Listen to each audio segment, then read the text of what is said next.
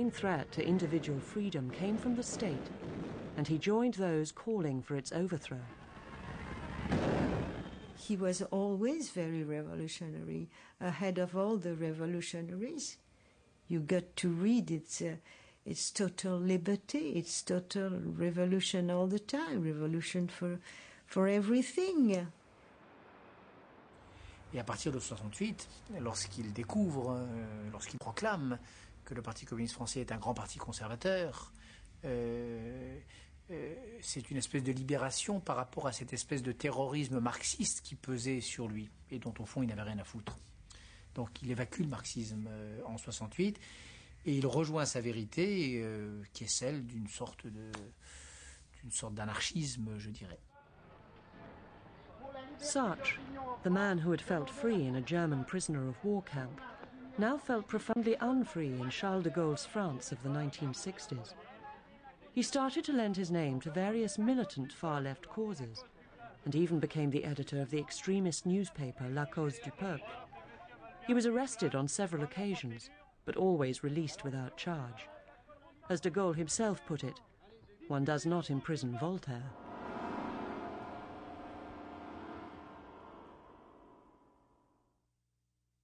I suppose the point is that freedom, as he had conceived it, had always been a fantasy. It had been a very useful fantasy, not only for him but for France. The public reaction to his ideas was an immediate demonstration that the individual idea could ignite a fervour and a useful fervour in a mass of people. But the longer he lived, the clearer it became that individual freedom did not exist. Chez Sartre, toujours cette idée de l'échec, quand même. Parce que justement, la réussite signifierait la fin de la liberté, presque, paradoxalement. Ça signifierait la fin de la liberté, puisque, par exemple, la révolution qui s'installe ne veut plus reconnaître les nouveaux problèmes. Elle est établie, elle est institutionnalisée, et elle désigne comme traîtres à la révolution tous ceux qui osent encore lever le doigt pour dire ça va pas ou pour protester.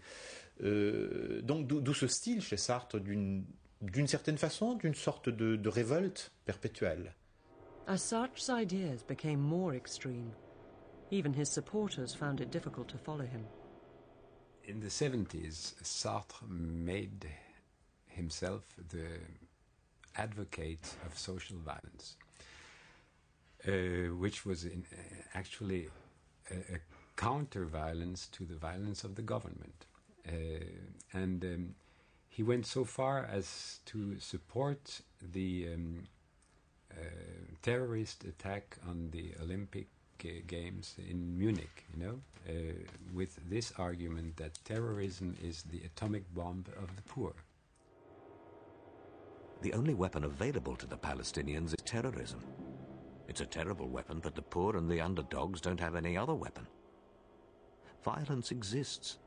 It exists in regimes run by police who are themselves violent. People who are victims of such regimes can do no other than respond with violence. I see it as a valuable political gesture. Il était quelqu'un qui faisait l'histoire. Et je crois que son ambition a été réellement celle-là. Donc Sartre, c'est une grande ambition politique.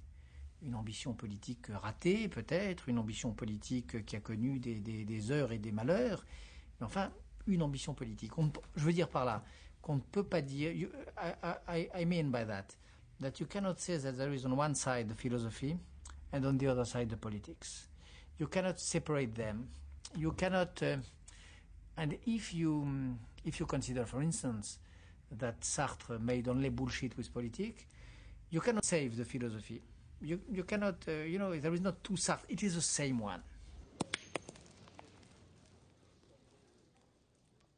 A lot of times you will hear that Sartre is incoherent, Sartre has betrayed himself, Sartre has been with the communists, without the communists, against the communists.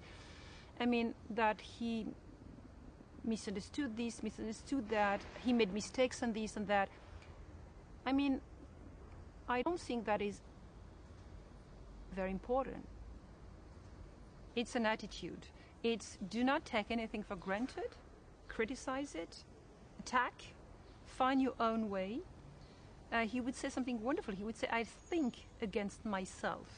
You have to think against everything which has been given to you by education. You have to criticize every single thing which is being given to you.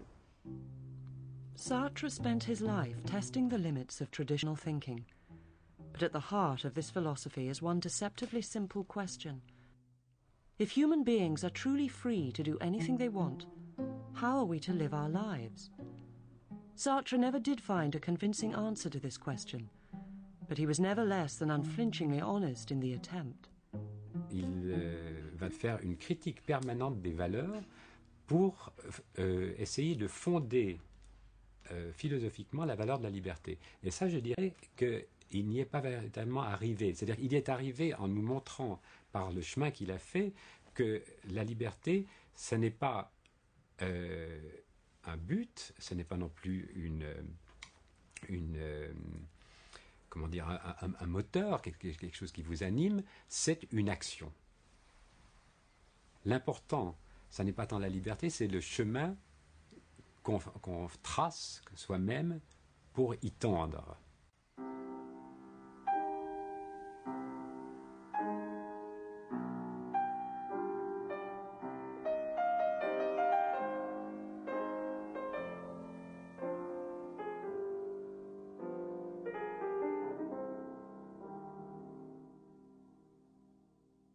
Madame, mademoiselle, monsieur, bonsoir. Des dizaines de milliers de personnes ont rendu un dernier hommage à Jean-Paul Sartre. When Sartre was buried on the 19th of April 1980, over 50,000 people followed the coffin and millions watched on television. No philosopher had ever had a bigger following.